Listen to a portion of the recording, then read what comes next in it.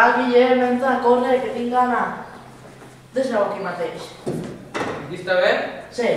Però no tenia que ser no sé què de la proporció àurea? És igual, anem a esmorzar. Va, de nuevo caído. D'atún. Va, jo de pernil.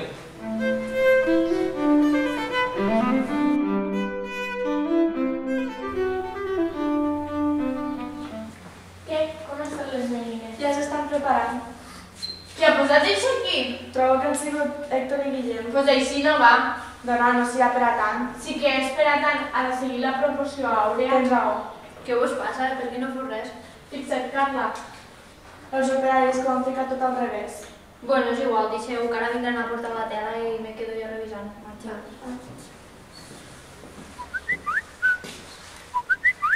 Sí? Sí, ara portaran. Vale.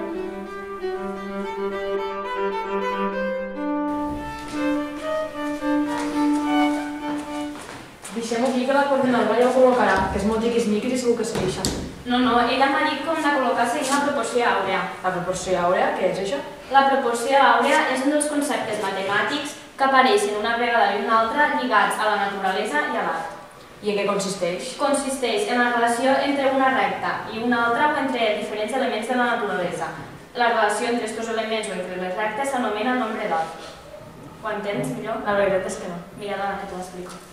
Fem una recta que va des del punt A fins al punt B i la dividim en dos segments per un punt que li posarem C.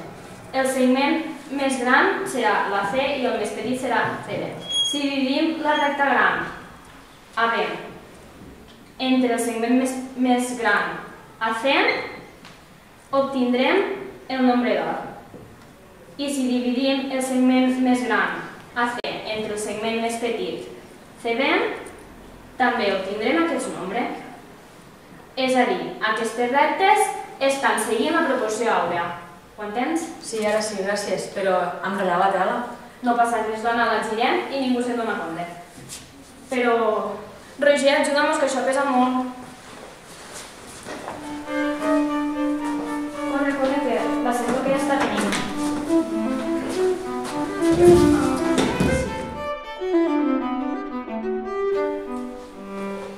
Qui ha escrit això? No ho sé.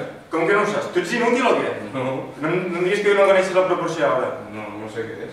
Com que no ho saps? Utilitzem els pintors com jo? Però jo no soc pintor, a mi no m'importa paper. Com?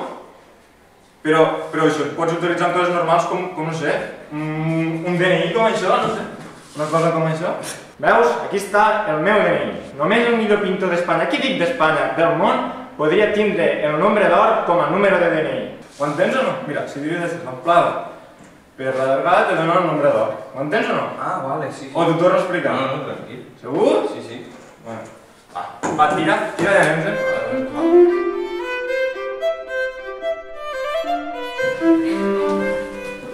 Mira, Gemma, que bé està col·locat, està perfectament situat a la proporció àurea. Sí, està molt ben col·locat, però tan important és la proporció àurea? Si és important, pues sí. Mira, en qualsevol objecte de la natura pots trobar. Mira, si estàs relaxada, els punts formats per les pupil·les i els extrems de la teva boca determinen un quadrat. El costat d'aquest quadrat coincideix amb l'altura de l'orella. La secció àurea d'aquesta mesura és l'amplada del nas, la distància en les teues celles, si no te les epilesses, és clar. La distància entre els ulls i els extrems de la boca i la barbeta. Ah, vale, ja ho entenc. Vale, molt bé. Anem per la feina, vosaltres, Pau, veniu.